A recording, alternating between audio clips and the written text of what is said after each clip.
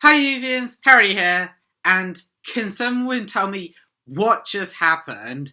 Recently, the final episode of Doctor Who Season 2 aired, the episode The Reality War, and this episode was insane. Now, I already did an initial review of just my first thoughts on this episode, which I will link up in the cards above, so check that out if you haven't already. But this video is going to be a more coherent review, and it's going to be basically about the whole episode, because the final scene, of course, cliffhanger, took up most of my first thoughts.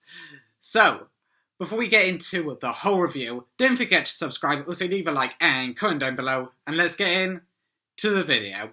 So this episode opens up where the last one, Wishworld, left off from, with the Doctor falling to potentially his death on the balcony. However, a door appears, and actually it is Anita from the episode Joy to the World, working for now the Time Hotel. So Anita pulls him through the door into the Time Hotel and obviously saves him. So without Anita, it would have been a very short, very depressing episode. But then the clock hits midnight, and that is when the Rani said that everything would change. And Anita reveals that at midnight, time resets to the beginning of May the 23rd. And actually, it has done it hundreds of times.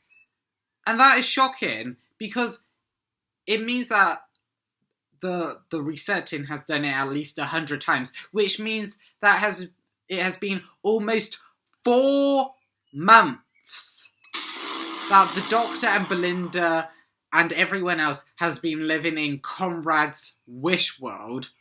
4 months? What? That is perhaps the longest gap that is just immediately glossed over. It is insane.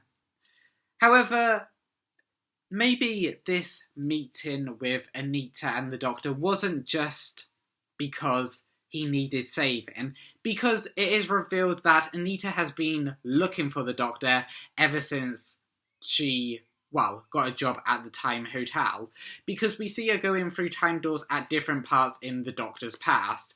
She sees the 11th Doctor in the episode The Wedding of River Song. She sees the 3rd Doctor having been captured by Daleks in Day of the Daleks, and she sees 15 dancing with Rogue in the episode Rogue. And with this final meeting with 15, she realises that the Doctor isn't interested in her in the same way that she was. But it didn't take her long to get over the Doctor, because in this scene, she is pregnant and in a relationship with, I think it's the head of HR, Ricardo. So even though she was maybe wanting a relationship with the Doctor, it didn't take her long, really, to get over the Doctor. So the Doctor is safe, but with the Ranis running this world, they know that the Doctor managed to escape, that he didn't just either die or wake up with Belinda again on the 23rd of May. So, why is that? Well, it is because Mrs. Flood took Christmas off, and because of that, she didn't know about the events of Joy to the World. She was like, oh, well, can't I have one day off Christmas? We both took it off, you or me.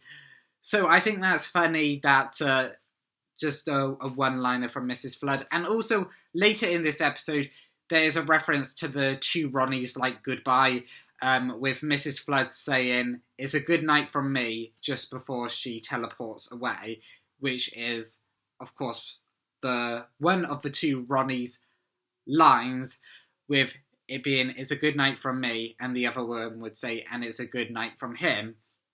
Of course, two Ronnies, the two Ranis, but unfortunately, at the end of this episode, there's only one Rani left. But of course, the Doctor and Anita don't just run off and leave the world. They need to fix it.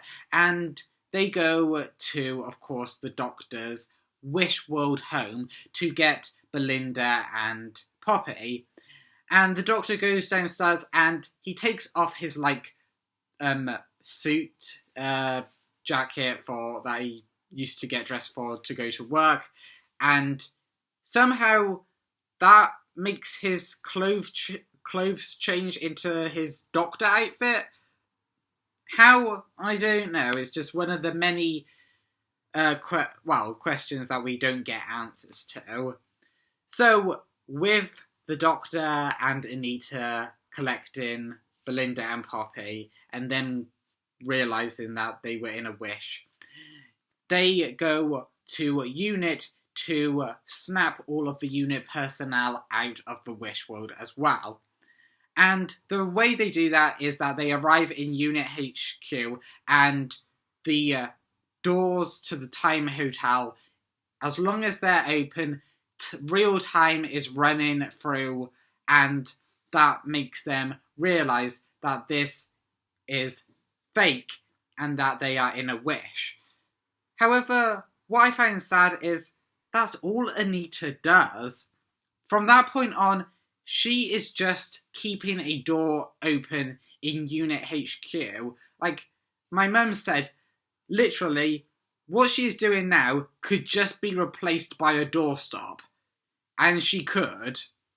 Yes, she saves the Doctor to start with, and that's great. But that's all she gets to do. And also, why was Rose Noble included? I mean, it is said by the Doctor that she didn't exist because Conrad couldn't think of trans people. But we already know that Conrad's world and worldview was old-fashioned because he didn't think that, he thought it should be a traditional relationship. Like, in the conversation between the Doctor and Colonel Ibrahim in the previous episode, Wish World, we knew that, of course, men couldn't call other men beautiful. He was very traditional, so it makes sense with that, with trans people as well.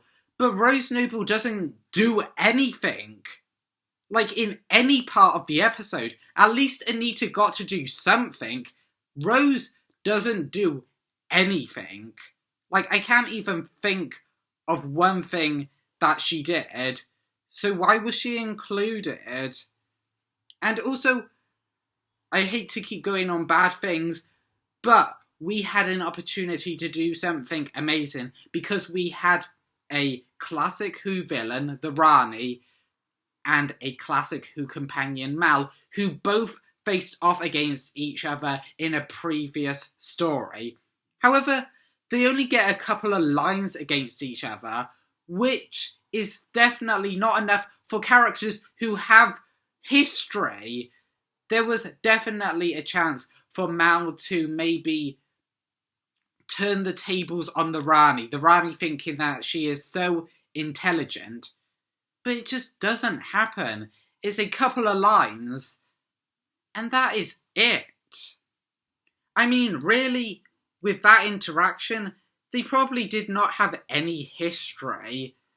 But, of course, Russell T Davies is no stranger to a retcon, because going all the way back to the Whittaker-Chibnall era, the Master destroyed Gallifrey, and then Gallifrey was again destroyed by the detonation of a death particle. And rather than killing all the Gallifreyans on Gallifrey, like it was intended in the episode The Timeless Children, it just made the Time Lords sterile and unable to have children.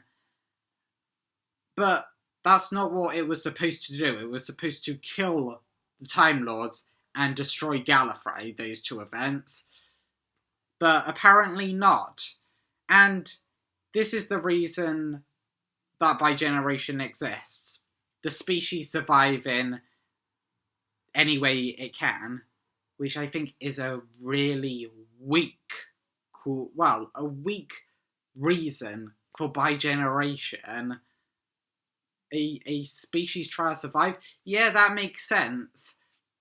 But we didn't know that the Time Lords were sterile until the Rani just said it then. Like, think it through a bit. Build it up to that. It was built up to be something big, and it's a weak explanation. But, of course, if you can already know from stuff I have mentioned that happened in this episode, there are a lot of callbacks to previous Doctor Who episodes.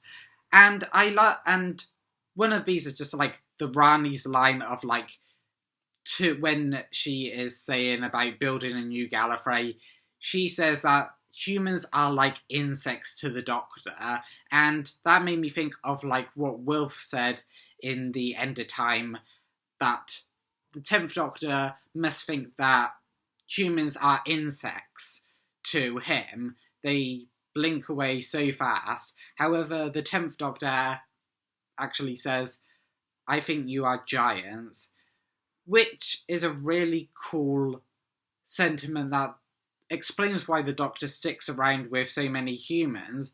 However, in this episode, that doesn't get really...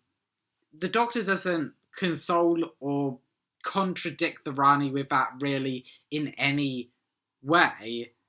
And it seems to be that because the Doctor only cares about Poppy, because the Doctor wants to stop the Wish World, but also wants to keep Poppy alive, because if he stops the Wish World, the Wish ends, and Poppy came from the Wish, so she will cease to exist. So they take her to the Zero Room for her to survive. And, quick note, Dr. Belinda, don't swing a child by their arms. I had both my arms dislocated because a family member, well, two family members did that to me, and I got both my arms dislocated. So, any parents out there watching, don't swing your child by their arms. You could seriously hurt them. But little thing aside. So, they take her to the Zero Room, and Belinda steps in with her to hopefully keep her safe and have her surviving after the wish ends. But, of course, now with UNIT back, they have a plan on how to stop the Ranis and Conrad.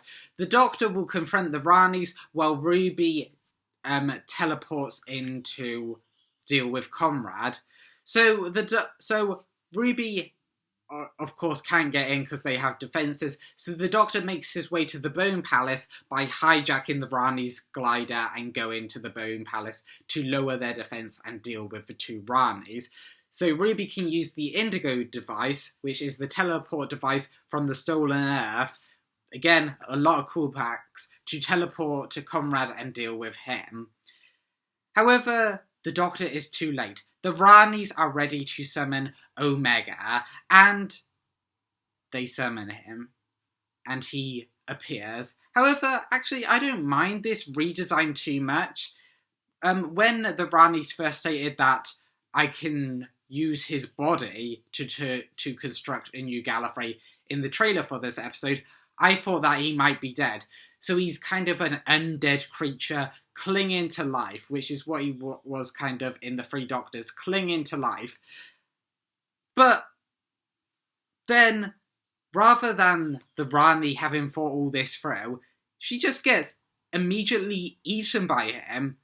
This Rani lasted less than 2 full episodes. Yes, she was in 3 episodes, but she was in this episode for like 20 minutes at most, and in the Interstellar Song Contest for 5 minutes at most. I feel so bad for Archie Punjabi because she took this big role, or it should be a big role, the Rani, and she was just discarded with straight away. As I said, at least Mrs. Flood survives, but it is just so... A big villain just gets thrown away immediately. And, well, at least she had more than Omega. Omega doesn't even survive this episode for 5 minutes. One of the founding fathers of Gallifrey doesn't survive for 5 minutes. At least the Vindicator was used for his demise, and it was the same way that Omega got trapped in the antimatter universe by using the power of 10 million or something supernovas. to banish him back into his old universe. But yeah, it's why even bother bringing Omega back? And due to those two, actually Conrad lasted a long time in the Doctor Who universe. He lasted at least 3 whole episodes before being defeated, with Ruby using the God of Wishes against him, but actually by being nice and wishing him to have a happy life, which is revealed a bit later in this episode that he does indeed have a happy life. And the Doctor, of course, rushes back to Unit HQ to see if Poppy survives. And she did, at least at first. However, the Doctor and Belinda talk about going for more adventures with the TARDIS. And through this, the code they have for Poppy gets smaller until it just poofs out of existence and she never existed. However, Ruby can remember her, and it's never really explained why Ruby can remember all this stuff. Maybe because of the events of 73 Yards, but it's never really explained. And she tries to tell the Doctor Poppy existed, and even when May the 24th arrives and Anita leaves and everything seems to be back to normal, she name drops something to the Doctor, the boss, which has been mentioned by the Meep back in the Star Beast and Rogue back in the episode Rogue. So again, another character that hasn't been dealt with. And there are little changes to the universe. However, of course, this is when the episode gets weird. We know there were reshoots in February, and it seems like all of this were reshoots. Because the Doctor eventually listens to Ruby and is like, I'll go find Poppy. So he goes into the TARDIS to find a way to save Poppy. And I think this is actually where the episode should have potentially ended. I saw people saying, I saw a fan idea of when this episode ended, this would have been the perfect time. Doctor Who will return, or the Doctor will return. And that's the story arc we go in with in Series 3. But no, it continues with the TARDIS showing the Doctor all of his faces. And the 13th Doctor also shows up. I mean, I won't talk about her too much because I used the last video to talk about her. But they had the perfect way to include past Doctors via the Time Hotel. But no, she just shows up randomly somehow. And I like the meta joke that Ncuti's Doctor makes upon seeing 13, that he thought it would be the other guy, of course referring to David Tennant. And in this 5-minute cameo, this is some of the best writing and best performance that Jodie's Doctor has had. It really shows how much fault was on the scripts for her Doctor, because she is pretty good in this episode. But eventually she leaves, and the Doctor's way to find Poppy was giving his life for hers by punching regeneration energy into the TARDIS. And somehow this sends him to Belinda's garden, and that reality has again been rewritten yet again, because Belinda is Poppy's daughter, and the reason that she wanted to get home to her daughter Poppy was because of her daughter Poppy, not for a work shift, but because she had a daughter back at home. But because reality has changed again, it is revealed that actually Poppy's dad isn't the Doctor, it's some guy named Richie that Belinda knew. And yeah, so we know Poppy's mum and dad. It's not the Doctor, but what we don't know is Belinda's dad. Her mum and dad were babysitting Poppy, and that's why she was okay overnight, why Belinda was alright to have all these adventures. But Belinda's dad was cast. We see Belinda's mum, and Belinda's dad was cast. We know that, and he never shows up. Well, sucks to be him then, doesn't it? Again, something else that isn't explained. And, of course, we have quite a tearful goodbye with Belinda and Poppy, with the Doctor going off to regenerate. I like how the Doctor says, "Not like this, you won't see me like this," which is, again, what Christopher Eccleston said to Rose. So the Doctor goes off to do his regeneration. He regenerates in the doorway of the TARDIS with Joy from the episode Joy to the World, now a star, because of course she became that at the end of Joy to the World with him, and he regenerates. And really, he was gone before his time. And the regeneration energy kind of consumes him, and there in his place is Billie Piper. Again, we don't know what she is, whether she's Rose Tyler, the 16th Doctor, the Moment, the Bad Wolf. And perhaps we never will. Really, they should have just gone with a fade to black or kept Ncuti as the Doctor, because he was just getting into his role as the Doctor. Season 2 was so good, and he's gone before his time. But, of course, I do just want to say this regeneration was so tear-jerking. One of those reasons was Murray Gold's music, because Murray Gold, the music throughout this episode was fantastic. We had epic music, we had sad music, we had themes that made it so good. Joy to the World themes, Joy's theme, Ruby's theme, the Doctor's. It was so good. And really, unfortunately, was that one of the best current things in this episode? Because, unfortunately, there's no big goodbye with Ruby or Unit. Like, Doctor, you said last season Ruby was your best friend, and there's no big goodbye with her.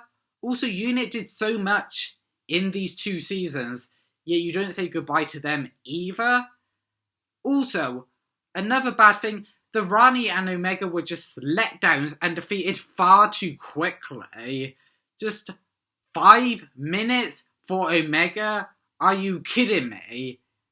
And also, this episode obviously had reshoots. This was never the plan, however hard they try to convince us otherwise. And due to that, the pacing was off. And the ending was maybe as far as April it got until Billie was the replacement. And her return just reeks of desperation. And the fact that she's not even credited as the Doctor just gives the impression that Russell has no idea what he's doing. Really, Russell, if you were going to go with this idea, then frankly, I'm sorry to say, but you should never have returned. Really, you are just going back to what was popular back in 2006. And that just reeks of desperation. And the fact that you have no idea, unfortunately, what you are doing. Really, this episode has so many letdowns, and while there were spectacular moments, the fact that Ncuti's gone, it just gives this whole season lack of direction. And for that, I would have to give this episode a 5 out of 10. I don't know if that's harsh. I don't know if that's too generous. Let me know your thoughts down in the comments below. What would you give this episode out of 10? And I don't know. We still don't know at this point whether Doctor Who will return. I hope it does. Let me know what you thought of this episode down in the comments below. Do you want Doctor Who to return? What do you think will be the plan for season 3 going forward? And also, if you like this video, don't forget to leave a like, also subscribe, and share it out. And I don't know about the future of Doctor Who, really. That's a bummer to end it on, but I'll see you in the next one. Yeah.